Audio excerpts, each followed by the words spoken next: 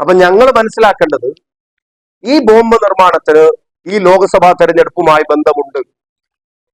ഇത് ഈ തെരഞ്ഞെടുപ്പിനെ ഉദ്ദേശിച്ചും ഈ തെരഞ്ഞെടുപ്പിൽ ഉപയോഗിക്കാൻ വേണ്ടി മാത്രം ഉണ്ടാക്കിയതാണ് എന്നുള്ള കാര്യത്തിൽ ഞങ്ങൾക്ക് സംശയങ്ങൾ ഏതുമില്ല.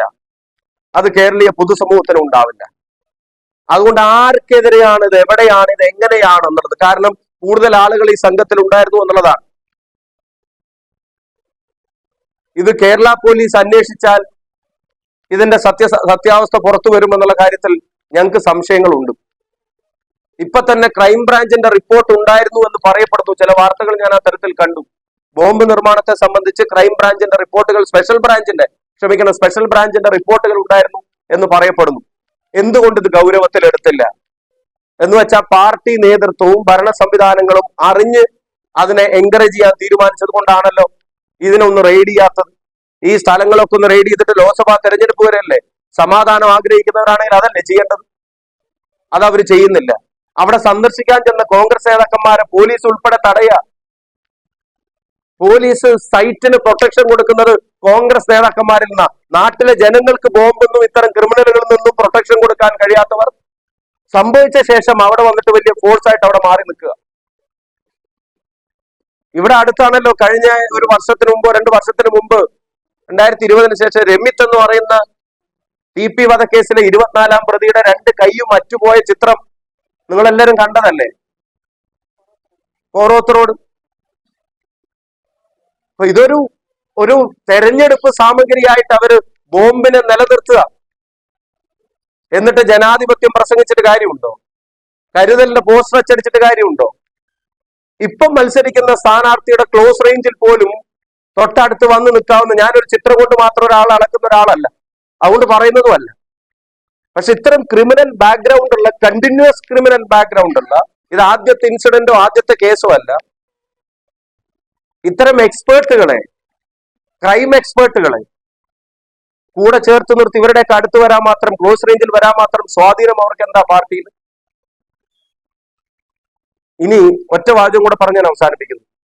CPIM-ന്റെ പ്രവർത്തകരോടാണ്, നിങ്ങൾക്ക് ആർജവമുണ്ടെങ്കിൽ നിങ്ങളുടെ നേതാക്കന്മാരോട് നിങ്ങൾ ചോദ്യം ചെയ്യണം. നിങ്ങൾ ചോദിക്കണം, നിങ്ങൾക്ക് ആർജവം ഉണ്ടെങ്കിൽ. നിങ്ങളും ചോര നീരാക്കി അധ്വാനിക്കുന്നതും പോസ്റ്റർ ഒട്ടിക്കുന്നതും റോഡ് ഷോ നടത്തുന്നതും പ്രകടനം വിളിക്കുന്നതും സ്ഥാനാർത്ഥി പര്യടനം നടത്തുന്നതൊക്കെ ഞാനും കാണുന്നുണ്ട്. ആ കാണുന്നതിന്റെ ഇടക്ക് നിങ്ങളെ കൊണ്ട് റോട്ടിൽ പണിയെടുപ്പിക്കാൻ വിട്ടിട്ട് നിങ്ങളുടെ ഉന്നത നേതൃത്വം അപ്പുറത്തിരുന്നിട്ട് ക്രിമിനലുകളെ കൊണ്ട് ബോംബുണ്ടാക്കിച്ചിട്ട് നിങ്ങളുടെ ഈ അധ്വാനത്തിന് പോലും വിലയില്ലാതാക്കുന്ന ഒരു സാഹചര്യം സൃഷ്ടിക്കുന്നതിനെ ഇനിയെങ്കിലും ചോദ്യം ചെയ്യാൻ നിങ്ങൾ തയ്യാറാവണം. നേരിട്ട് ചോദ്യം ചെയ്യാൻ നിങ്ങൾക്ക് ആർജവമില്ലെങ്കിൽ ഞാൻ പറയുന്നു, വോട്ടിന് ബോംബിനെക്കാളും വെട്ടിനേക്കാളും കരുത്തുണ്ടെന്ന് CPM-ന്റെ ക്രിമിനൽ നേതൃത്വത്തിന് തിരിച്ചറിയുന്ന ഒരു തെരഞ്ഞെടുപ്പായി ഈ തെരഞ്ഞെടുപ്പിനെയും മാറ്റണമെന്ന് നിങ്ങളോടും അഭ്യർത്ഥിക്കുകയാണ്. അത് ഞങ്ങൾക്ക് ജയിക്കാൻ വേണ്ടി മാത്രമുള്ള ഒരു അഭ്യർത്ഥനയായിട്ട് കാണണ്ട, നാടിന്റെ സമാധാനത്തിന് വേണ്ടിയാണ്. ഇത്രയൊക്കെ പുരോഗമനം പ്രസംഗിക്കുമ്പോഴും CPM വാളും കടാരയും ബോംബും ഉപേക്ഷിച്ച ഒരു രാഷ്ട്രീയത്തിന് ഈ 2024 തയ്യാറല്ല എന്നുള്ളതിന്റെ ഒരു ഓപ്പൺ സ്റ്റേറ്റ്മെന്റ് ആണ് ഇന്നലെ രാത്രി നടന്ന ബോംബ് സ്ഫോടനവും ഇന്ന് നടന്ന മരണവും. ബോംബ് നിർമ്മിക്കുന്നതിനിടയിൽ കയ്യിലിരുന്ന് പൊട്ടിയിട്ടാണ് ഇത് ഉണ്ടായത് എന്നുള്ളത് FIR ഉൾപ്പെടെ വന്നു കഴിഞ്ഞു. CPIM-ന്റെ ഉന്നത നേതൃത്വത്തോട് ചോദിക്കാറുള്ളത്, ഒരു തെരഞ്ഞെടുപ്പിന് 3 ആഴ്ച മാത്രം ബാക്കി നിൽക്കെ നിങ്ങൾക്ക് ഇപ്പൊ എന്തിനാണ് ബോംബ്? ഈ തെരഞ്ഞെടുപ്പിൽ ബോംബ് വെച്ച് എന്ത് സ്വാധീനമാണ് നിങ്ങൾ ഉണ്ടാക്കാൻ ശ്രമിക്കുന്നത്? പോസ്റ്ററോ, കൊടിയോ, ഫ്ലെക്സോ, അനൗൺസ്മെന്റോ, സ്റ്റേജോ, സമ്മേളനമോ, പൊതുയോഗമോ, പദയാത്രയോ, റോഡ് ഷോയോ, ഇതൊക്കെ തെരഞ്ഞെടുപ്പ് സാമഗ്രികളായി ഞങ്ങൾ കണക്കാക്കാം. ഞങ്ങളുടെ ഫ്ലെക്സ് ബോർഡുകൾ വെട്ടുന്നതും തലവെട്ടി പറമ്പിലിടുന്നതും ഞങ്ങൾ ക്ഷമിക്കാം. എവിടെയെങ്കിലും ഞങ്ങൾ ഉത്സവത്തിന് പോയി തിരിച്ചു വരുമ്പോൾ സംഘടിച്ച് നിന്ന് ചെമ്പട മുദ്രാവാക്യം വിളിക്കുന്നതും ഞങ്ങൾ വിടാം. പക്ഷെ ബോംബ് എങ്ങനെയാണ് നിങ്ങളുടെ ഒരു തെരഞ്ഞെടുപ്പ് സാമഗ്രിയായി നിങ്ങൾ കൊണ്ടു നടക്കുന്നത് എന്നുള്ളത് കേരളീയ പൊതുസമൂഹത്തോട് നിങ്ങൾ മറുപടി പറയണം. എന്തിനാണ് തെരഞ്ഞെടുപ്പിൽ ബോംബ്? ഇപ്പൊ ആ ബോംബ് അവിടെ കയ്യിലിരുന്ന് പൊട്ടിയിട്ടില്ലായിരുന്നെങ്കിൽ അത് ആർക്കെതിരെ ഉപയോഗിക്കുമായിരുന്നു? ആരായിരുന്നു നിങ്ങളുടെ ലക്ഷ്യം? ഞങ്ങളുടെ പ്രവർത്തകരാണോ? ഞങ്ങളുടെ നേതാക്കന്മാരാണോ? ഞങ്ങളുടെ തെരഞ്ഞെടുപ്പ് പ്രചരണമാണോ? എന്തായിരുന്നു നിങ്ങളുടെ ലക്ഷ്യം? ബോംബ് ഉണ്ടാക്കിയിട്ട് എന്തായാലും ബാങ്കിൽ ഇട്ടിട്ട് ഫിക്സഡ് ഡെപ്പോസിറ്റ് പോലെ ഇട്ടിട്ട് അതിൽ നിന്ന് പലിശ വാങ്ങി തിന്നാനൊന്നും പറ്റില്ലല്ലോ. അത് ആർക്കെങ്കിലും എതിരെറിഞ്ഞ് പൊട്ടിക്കുക തന്നെ വേണമല്ലോ. അപ്പൊ എന്ത് കാര്യത്തിനാണ് ഈ ബോംബ് ഉണ്ടാക്കാനുള്ള നിർദ്ദേശം പാർട്ടി കൊടുത്തത്? ഈ സ്ഫോടനം നടന്ന പ്രദേശങ്ങളും അതിന്റെ പരിസര പ്രദേശങ്ങളിലുമായി നാളെ ഞങ്ങളുടെ പര്യടനം വെച്ചിരിക്കുകയായിരുന്നു. ഞങ്ങളുടെ സ്ഥാനാർത്ഥി പര്യടനം വെച്ചിരിക്കുക. അതിന്റെ കിലോമീറ്റർ മാത്രം അകലെ, 1-1.5 കിലോമീറ്റർ, 2 കിലോമീറ്ററിന്റെ അകത്ത് സമാപനവുമായിട്ട് ബന്ധപ്പെട്ട പോയിന്റുമായിട്ട് ബന്ധപ്പെട്ട പ്രദേശത്തൊക്കെയാണ് ഈ സ്ഫോടനം നടക്കുന്നത്. അപ്പൊ CPIM പതിവ് ഞങ്ങൾക്ക് ബന്ധമില്ല നാടകം ഒഴിവാക്കി സത്യസന്ധമായി ജനങ്ങളെ അഭിമുഖീകരിക്കാൻ തയ്യാറാവണം. എന്തിനായിരുന്നു നിങ്ങൾ ബോംബുണ്ടാക്കാൻ നിർദ്ദേശം കൊടുത്തത്? ആരെയായിരുന്നു നിങ്ങൾ അതുകൊണ്ട് അപായപ്പെടുത്താനോ ആക്രമിക്കാനോ തീരുമാനിച്ചത്? എന്നായിരുന്നു നിങ്ങൾ അത് ഉപയോഗിക്കാൻ തീരുമാനിച്ചത്? നിങ്ങളുടെ തെരഞ്ഞെടുപ്പ് സാമഗ്രികളിൽ ഇപ്പോഴും ബോംബ് ഒരു പ്രധാനപ്പെട്ട ഐറ്റം തന്നെയാണ് എന്നുള്ളത് നിങ്ങൾ അംഗീകരിക്കുകയാണ്. പിന്നെ ഈ പ്രതികൾ അവരുടെ പൊളിറ്റിക്കൽ ബന്ധങ്ങളെ അതീവ ഗൗരവത്തിലെടുക്കണം. ഇത്തരം ക്രിമിനലുകൾക്ക് ലെജിറ്റമസി കൊടുക്കുന്നത് CPM നേതൃത്വം അറിവോടെയാണ്. ഒരു ലോക്സഭാ തെരഞ്ഞെടുപ്പ് സ്ഥാനാർത്ഥിയുടെ പോലും ക്ലോസ് റേഞ്ചിൽ വന്ന് നിൽക്കാവുന്ന മാത്രം അടുപ്പവും ബന്ധവും ഈ ക്രിമിനലുകൾക്ക് പാർട്ടി അനുവദിച്ചു കൊടുത്തിട്ടുണ്ടെങ്കിൽ ഇവരുടെ ആദ്യത്തെ അറ്റംപ്റ്റ് അല്ല എന്നുള്ളതല്ല തെളിയിക്കുന്നത്. അവരതിന്റെ സ്പെഷ്യലിസ്റ്റുകളാണ്. ഇതിനു മുമ്പും കേസുകൾ ഉണ്ടായിട്ടുണ്ടെന്ന് പറയപ്പെടുന്നു.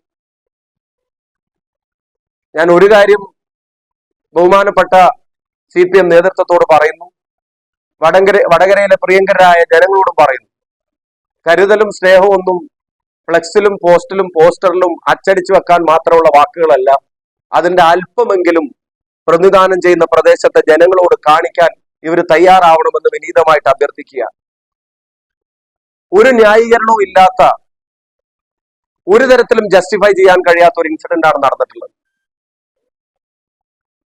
നേതാക്കന്മാരെ, പാർട്ടി ആചാര്യന്മാരെ, ബുദ്ധിജീവികളെയൊക്കെ സൃഷ്ടിച്ചിരുന്ന ഒരു കാലത്ത്, അങ്ങനെ ആളുകളെ അബ്രിങ്ങിങ് പറയപ്പെട്ടിരുന്ന ഒരു കാലത്തുനിന്ന് പകരം ഇപ്പത്തെ അബ്രിങ്ങിങ് മുഴുവൻ കൊടിസുനിമാരിലേക്കാണ്.